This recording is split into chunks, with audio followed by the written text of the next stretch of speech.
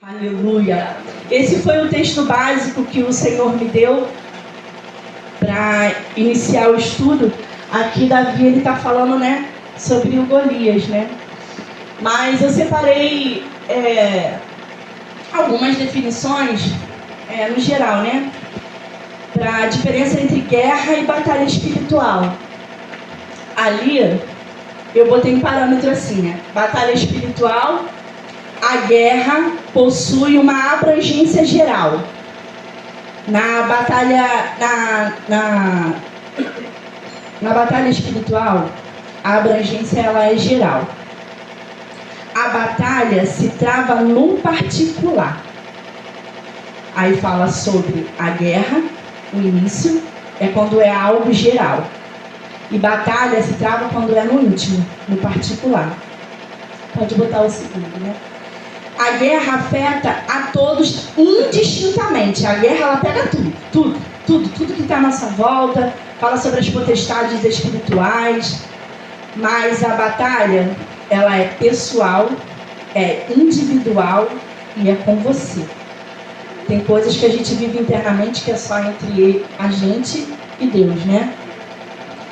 A guerra pode acontecer distante de você. Tem situações que acontecem nos seus familiares, ao redor, na vizinhança.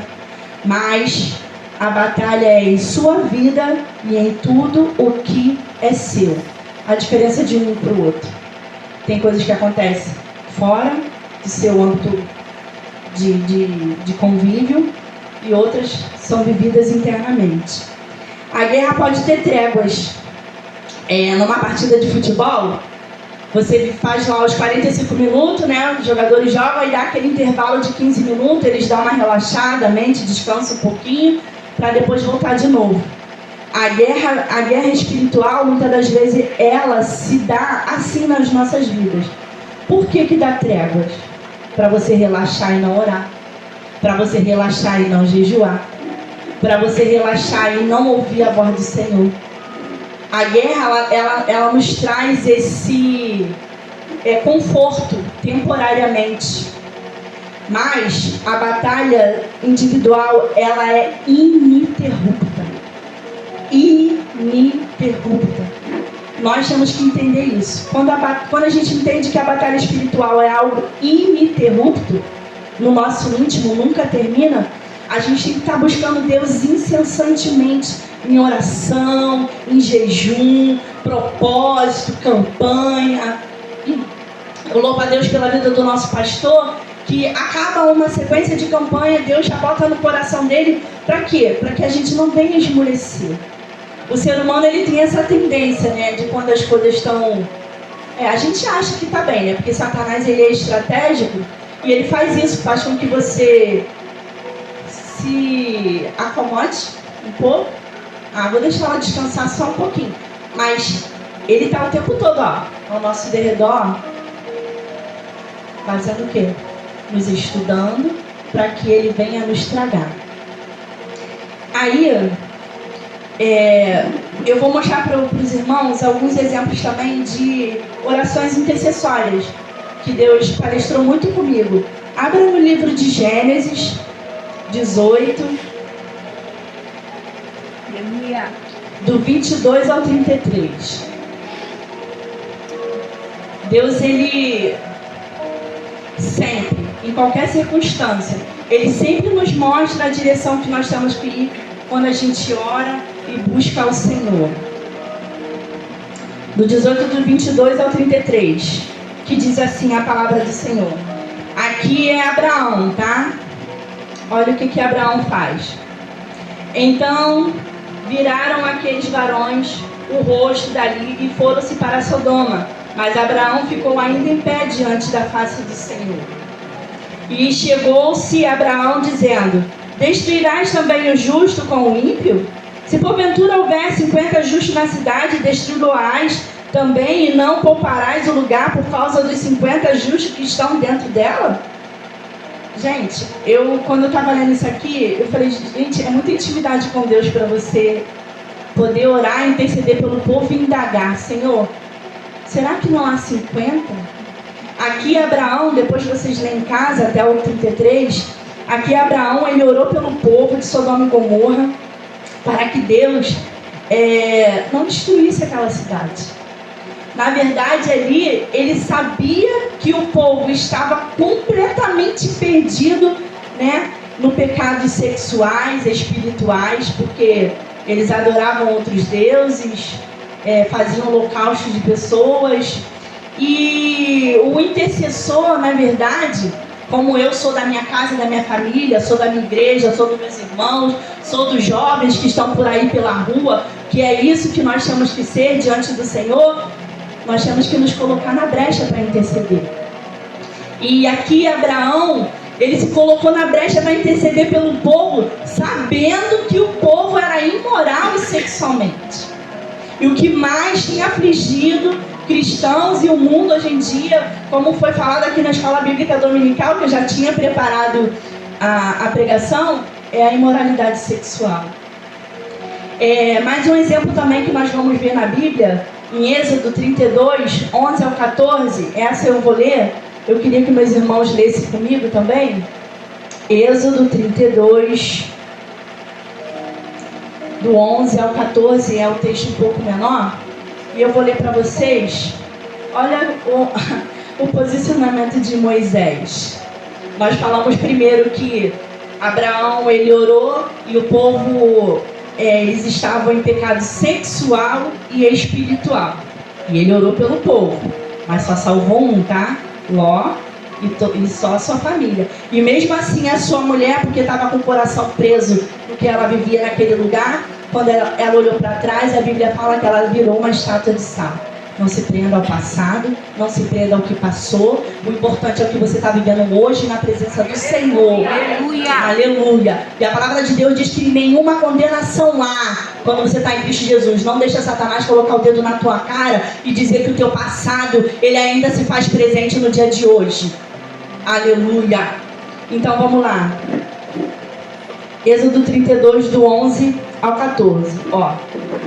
Porém Moisés suplicou ao Senhor seu Deus e disse: Ó Senhor, por que se acende o teu furor contra o teu povo, que tu tiraste da terra do Egito com grande força e com forte mão? Por que hão de falar os egípcios, fazendo mal para mal, os tirou para matá-lo nos montes e para destruí-los da face da terra? Toma-te da ira do teu furor e arrepende-se deste mal contra o teu povo. Gente, que ousadia! Você pediu ao próprio Deus que ele se arrependa para que não venha descer o cajado sobre aquele povo naquele lugar. E lembra-te de Abraão, de Isaque e de Israel, os teus servos, aos quais por ti mesmo tens jurado, e lhes disseste: multiplicarei a vossa semente como as estrelas do céu, e darei a vossa semente toda esta terra, de que tenho dito, para que a possuam por herança eternamente. Então o Senhor arrependeu-se do mal que dissera que havia de fazer a seu povo. Irmãos, eu creio que de sexta para sábado, de sábado para domingo, a igreja estava orando para que não chovesse. Eu creio, porque eu orei, eu falei: Senhor, tenha misericórdia de nós. Porque o homem diz que vai acontecer, mas a última palavra é do Senhor. Aleluia! E aqui Moisés, ele teve a ousadia. E o povo aqui estava praticando o pecado de idolatria, tá? Depois os irmãos leem. Aqui ele estava praticando o pecado de idolatria. O pecado que o Senhor abomina. Para adorar somente a Ele, para glorificar somente a Ele. A adoração é somente para Ele.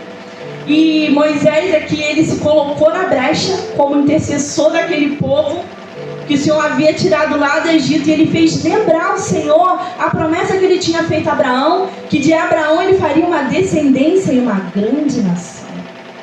Gente, o próprio Deus se arrepender e voltar atrás da sua palavra para que o seu povo não seja destruído é nos amar muito. É muito amor que o nosso Deus transborda para nós. E eu glorifico a Deus por esse amor. Porque se não fosse Ele, nós não estaríamos aqui nesta manhã, glorificando e exaltando o seu nome. Porque de nós mesmos não se espera mais nada. Mas o nosso Deus, para a glória do nome dele, ele se arrepende e volta atrás. Porque, como a palavra diz, a última palavra é dele. Aleluia. Quero também pedir os irmãos que abram em 1 Samuel. A gente vai discorrer bastante na Bíblia hoje. 1 Samuel 7. E olha o que diz o texto, né? Aqui é Samuel se colocando na brecha para orar pelo povo, o profeta Samuel, que diz assim a palavra do Senhor. Disse mais Samuel: congregai a todo Israel em Mispa, e orarei por vós ao Senhor.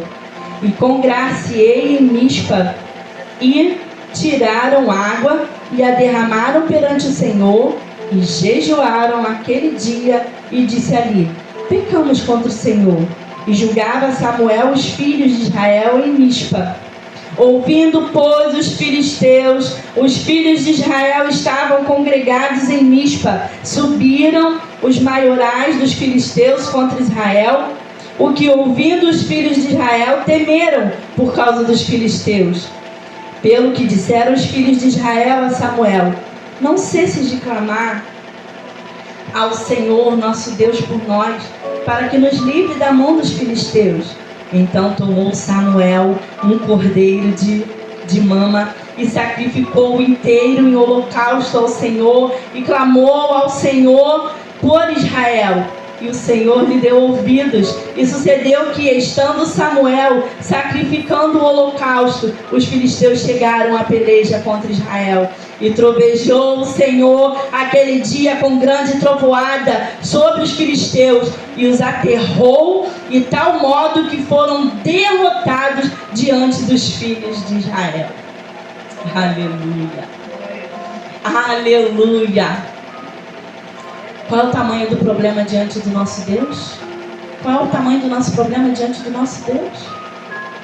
Aqui Samuel, o profeta, ele se colocou na brecha também para interceder pelo povo. Ele fez holocausto, ele pediu ao Senhor, atitude.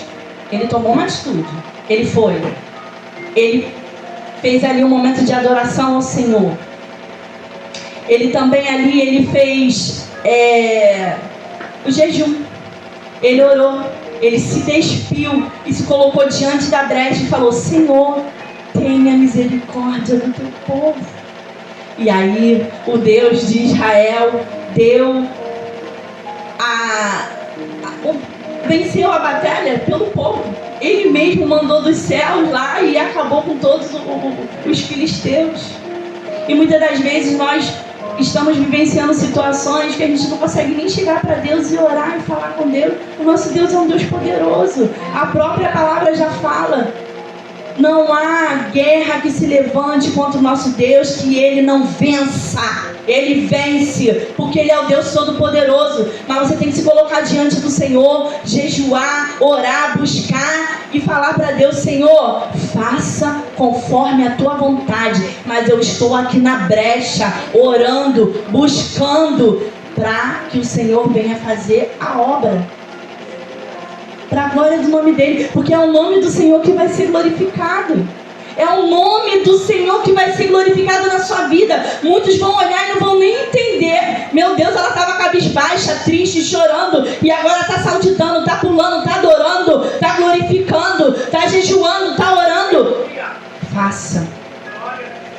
Mas é necessário uma atitude para que nós venhamos a avançar diante de Deus e ouvir a voz do Senhor. Porque o momento que o problema aparece para você e você fica estagnado, a tendência é Satanás ganhar território. E ele vai ganhando território até o momento que você fica encurralado na parede e você não encontra mais saída. A gente não precisa ficar encurralado num lugar para não enxergar a saída. É necessário, antes de você chegar e de estar encurralado, se posiciona, toma uma atitude, ore, busque a Deus e Ele vai responder. Mas também temos um defeito: colocamos a causa na mão do Senhor, oramos, mas a gente fica se lamentando. Ah, Senhor, ainda não aconteceu. Estou tanto tempo na tua presença, estou tanto tempo te buscando, estou tanto tempo fazendo e nada aconteceu, meu Pai. O tempo de Deus é diferente. Tem situações que Ele vem imediatamente. Porque depende do quê? Da sinceridade do teu coração. É quando você venha se despir, né, na presença de Deus e Ele age. Mas é necessário você tomar uma atitude. Aqui Samuel tomou uma atitude de adorar, foi lá, pegou um bezerro, ofereceu ao Senhor, ele jejuou, ele orou e não precisou nem um pouco guerrear. Deus foi lá e acabou com os filisteus. Basta somente orar. O nosso Deus, Ele é poderoso. Quando intercedemos pelos outros, Deus nos recompensa com suas ricas bênçãos. Traz para nossas vidas cura, salvação, libertação para a nossa casa, restauração de casamento. E o melhor de tudo, isso traz intimidade com Deus. O momento que você se coloca para orar, buscar, você passa a ser sensível a ouvir a voz do Senhor. Você já não se comporta mais como você se comportava antes. Você não toma mais atitude como você tomava antes. O momento que você se coloca na brecha para orar e ouvir a voz do Senhor. E nesta manhã Deus tem falado comigo aqui agora que Ele nos quer rendido a Ele. Rendido a ouvir a sua voz. Rendido a ter sensibilidade e entender os seus propósitos. Porque não adianta a gente orar por uma circunstância e outra. Deus, Ele não vai te levar para lugares que vai fazer que aquilo entre no teu coração e tome o lugar da adoração dEle. Seja no ministério, seja na sua vida pessoal, seja na sua família, Ele não vai fazer. Nós só temos que entender que nós temos que agradecer tudo que Deus nos traz. Porque quando Ele traz é bom, perfeito e agradável. Uma vez uma pessoa falou assim para mim: é fácil você falar bom, perfeito e agradável, né? Você não está vivendo a situação que eu estou vivendo. Eu falei assim: mas o momento em que você declarar para o teu Deus que a vontade dele é boa, perfeita e agradável, você não vai mais sofrer com o que você está sofrendo nesse momento. Você vai entender que você está sendo tratado para ser curado, tratado para buscar intimidade, tratado para ouvir a voz do teu Deus. Porque é assim que ele faz conosco. Às vezes Ele nos coloca em certas situações para que a gente venha ouvir a voz dele. Porque com o nosso achismo, com o nosso eu, a gente não consegue ouvir e entender os propósitos de Deus. Porque o nosso eu quer falar mais alto. Tem que ser do meu jeito, eu quero que seja assim e vai ser assim. E não vai ser. Porque servo de Deus é submisso. Servo de Deus ouve a voz do Senhor. Servo de Deus faz a vontade dele. Aleluia! Aleluia! Aleluia! Mas há algumas recomendações urgentes para que nós venhamos seguir diante do Senhor. O primeiro passo é mudar a sua postura, despertando-se do sono da indiferença. Muitos cristãos vivem no sono da indiferença. Finge que nada está acontecendo à sua volta. Não se põe na brecha para ficar de joelho e orar pela causa de ninguém. É tudo eu, é tudo meu e é tudo para mim. Mas não é assim que o nosso Deus nos quer. Em Romanos 13:11 diz assim: e isto digo conhecendo o tempo, que é já a hora, despertamos do sono, porque a nossa salvação está agora mais perto de nós do que quando aceitamos a fé. Olha o recado que Deus está nos dando nessa manhã. Desperta, desperta a igreja. Não é mais tempo de cochear em dois pensamentos. A palavra tem nos colocado e nos direcionado a ouvir a voz do Senhor, porque Jesus está voltando. Jesus vai vir buscar a tua igreja. E nós temos que buscar incessantemente para ouvir a voz de Deus quando a trombeta tocar. Porque, irmãos, o inferno, ele existe. O inferno existe sim. Nós lemos aqui no estudo da Escola Bíblica Dominical sobre Lázaro, o rico e o Lázaro. O inferno existe sim. E tem gente que vive insolutamente pensando que o amanhã não vai chegar. Mas o amanhã vai chegar. E o amanhã pertence ao Senhor dos Exércitos. No segundo passo, É necessário sairmos da zona de conforto, como já foi falado aqui, e buscar incessantemente, através da oração, aquilo que Deus requer de nós. Você pergunta para Deus o que Ele quer de você? Nós perguntamos para Deus o que Ele requer de nós? Porque na maioria das vezes a gente só quer saciar as nossas vontades, né? Buscar para a nossa casa, buscar pela nossa família. Quando eu estava descendo para ser consagrada na intercessão lá na sede, minhas filhas estavam descendo as águas. E foi tudo no mesmo dia.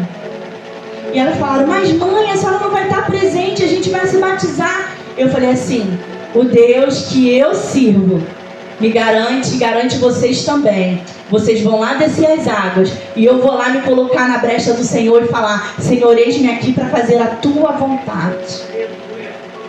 Aleluia.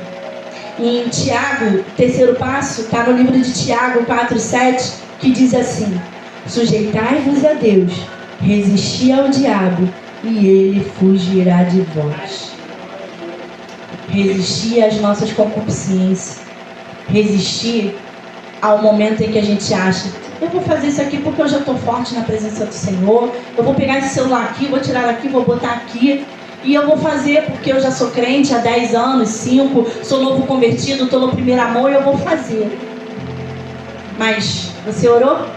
Você falou com Deus? Você pediu permissão? Você pediu direção?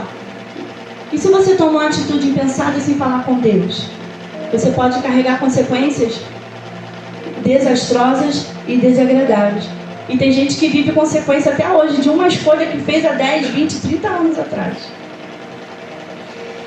E no livro de João 9:31 diz assim, ora, nós sabemos que Deus não ouve a pecadores, mas se alguém é temente a Deus e faz a sua vontade, a esse ouve. É a palavra de Deus que está falando para nós nessa manhã. É a palavra de Deus que diz que Ele não ouve quem está em pecado. É um jugo complicado. Você está vivenciando pecados repetitivos naquela sequência, mas Senhor me ajuda, vai lá e faz de novo. Senhor me ajuda, vai lá e faz de novo. Senhor me ajuda, vai lá e faz de novo. Ele é misericordioso, mas é necessário você se arrepender genuinamente. Como que Deus vai ouvir a sua oração intercessória, seja por você, seja pela sua casa, seja pela sua família, se você continua praticando aquilo que a sua carne prevalece? Por que a carne não vai... Aonde o momento que a sua carne não vai prevalecer é o momento que você coloca as escrituras como em primeiro lugar. Manual de vida e instrução para a nossa vida. Manual de vida e instrução para a nossa casa. Quer educar os filhos? Bíblia. Quer ter um bom relacionamento com os irmãos? Bíblia. Quer ter um bom casamento? Bíblia. É daqui que sai toda a instrução. Quer melhorar a sua personalidade? Bíblia. Quer melhorar como servo de Deus? Bíblia. Muitos não querem nem mais ler. Nem devocional as pessoas se preocupam de fazer. A primícia da manhã dá para Deus. As pessoas não estão mais preocupadas com isso. Elas só querem ouvir falar profecia, profetada, profecia, profetada. Ah, não vou ler não, hoje eu não vou ler, nem vou orar, mas eu vou lá na igreja de fulano e Deus vai mandar uma irmã e vai me revelar.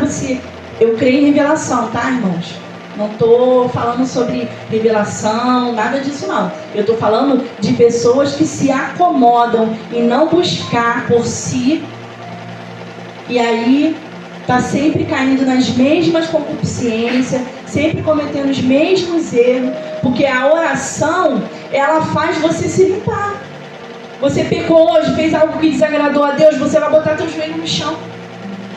Você vai orar e você vai falar, Senhor, eu fiz isso, me ajuda, e amanhã você não vai cometer de novo, porque se você orou e pediu ajuda, Deus vai te ajudar. Porque o nosso Deus, Ele é galardoador daqueles que o buscam em espírito e em verdade. É a palavra que nos diz. Em Isaías 59, 1 e 2, olha o que diz: eis que a mão do Senhor não está encolhida, para que não possa salvar, nem o seu ouvido agravado, para não poder ouvir. Mas as vossas iniquidades façam divisão entre vós e o nosso Deus, e os vossos pecados encobrem o seu rosto de vós, para que vos não ouça. É a palavra que está falando. É a palavra que diz. Mas as mãos de Deus não estão encolhidas. Se o momento que você se coloca na brecha, que você ora, que você busca intimidade. Por isso o tema, a intercessão como arma de guerra, a oração, irmãos. Satanás não tem medo de quem tem dom, de quem prega, de quem louva. Satanás tem medo de quem ora. Satanás tem medo de quem bota joelho no chão. No momento que você está de joelho no chão, que você está clamando pela sua casa, que você unge a sua casa, que você unge a sua família, que você declara dentro do teu lar que ali há um único Deus, Satanás ele não tem poder para entrar, porque você já está revestindo a sua casa com oração. É com oração que a gente vence o inimigo da nossa alma. Porque ele está ao nosso derredor como um leão que ruge. Ele quer nos tragar, ele quer nos devorar, ele quer nos destruir 24 horas por dia. Ele não descansa.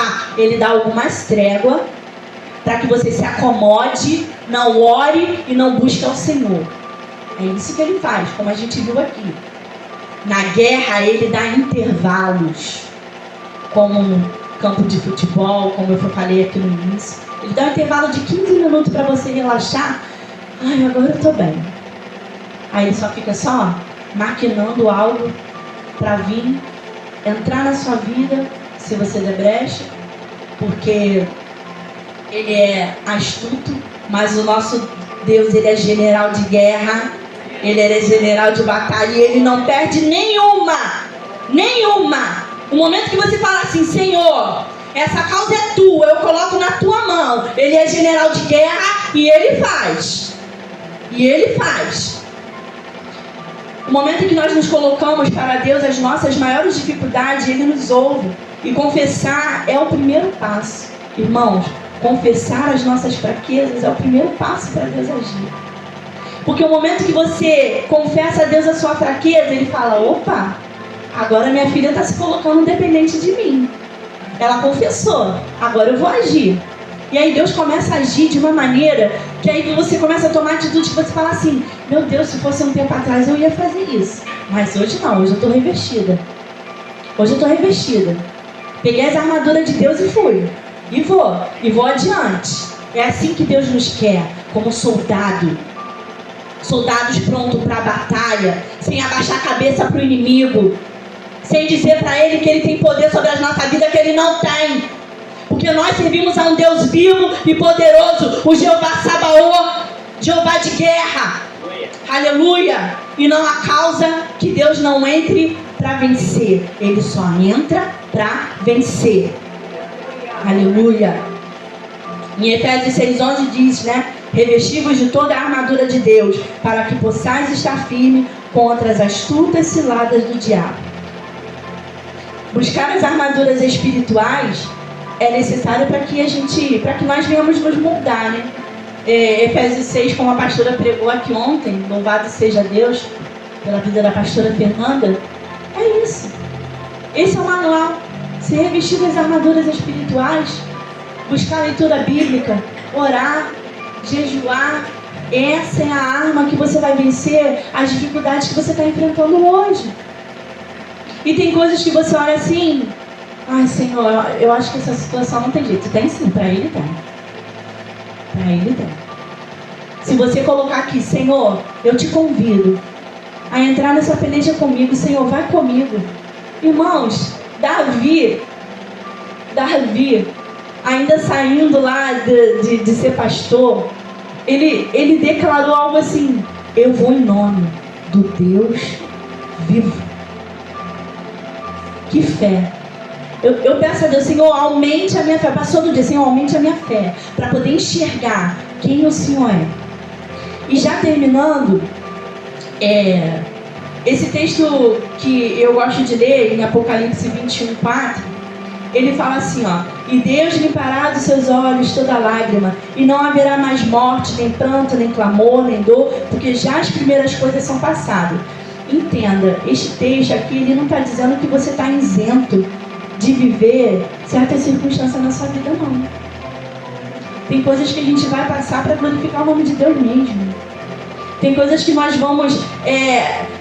tem pontes que nós vamos ter que atravessar sem olhar para trás, e crer que lá na frente o encontro maior e melhor é você agradar ao nosso Deus. Tem pontos que você passa e fala, eu vou sucumbir nesse lugar, mas Deus, Ele faz você atravessar com pés enxutos, para a glória do nome dEle, porque é o nome dEle que vai ser glorificado. E o maior desejo do Senhor é que você venha buscá-lo em espírito e em verdade, se coloque dependente de Deus. Irmãos, eu sei que tem situações que a gente vive que é difícil a gente ouvir, é difícil a gente parar. Mas nessa manhã, como Deus falou aqui, Ele estava derramando cura, Ele estava tirando mente acelerada, Ele estava tirando depressão. Para de pensar no que passou, o passou acabou. Viva o hoje, o agora, adore agora, busque agora. Porque se Ele trocar a trombeta agora, nós vamos agora. Aleluia! Não deixe o seu coração preso nas coisas deste mundo, porque a palavra diz, e disse aqui, serão passadas, não mais existirão. Mas o teu coração tem que permanecer firme na presença do Senhor. Quantos já estão desanimando, não estão nem acreditando que as suas vidas vão mudar, que Deus não vai fazer? Deus faz, porque Ele é um Deus poderoso. Ele não mente, Ele é um homem poderoso. Ele pode aqui, se arrepender de fazer o mal para o teu povo, como Ele falou aqui, com Moisés. Moisés fez ele lembrar, Senhor, a sua promessa. Não destrua o seu povo. O Senhor prometeu que nós seríamos a sua descendência, que Abraão teria sua descendência, e que seria grande, que seria multidões. Então, Senhor, não aplique o seu furor no povo. Ele orou, ele pediu, e o Senhor se arrependeu. Irmãos, quando eu li essa palavra, o Senhor se arrependeu de ter lançado aquele mal contra o povo de Israel. O Senhor se arrependeu de dizer que ia destruir o seu povo. Aí Moisés traz a lembrança, Senhor, não faça isso, por favor, tenha misericórdia de nós.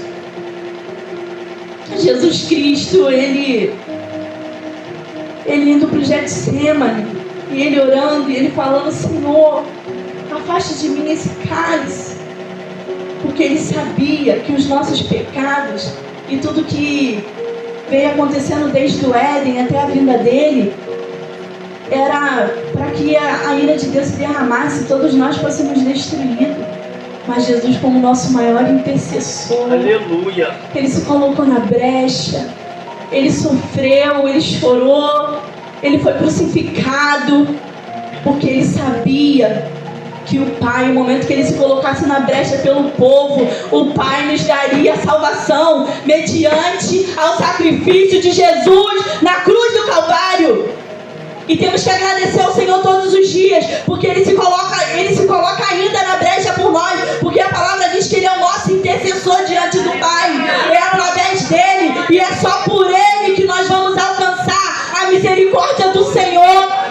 Aleluia! Creia, meus irmãos e minhas irmãs, não desistam de orar, não desistam de buscar, interceda, ore pelo teu irmão. Jó conseguiu avançar muitas coisas na vida dele, porque ele orou pelos seus amigos. Deus foi e agraciou Jó. Então que você seja uma pessoa intercessora na vida de alguém, abrace a causa de alguém. Aí Deus vai trabalhar na sua casa, Deus vai levantar seus filhos, Deus vai curar casamento, tratar vidas aqui neste lugar. O momento que você se coloca na brecha para orar por alguém, não entre nessa que o mundo hoje em dia está assim, eu não vou entrar na brecha de fulano. A gente tem que orar sim, saber qual é o propósito de Deus para você ajudar a vida daquela pessoa.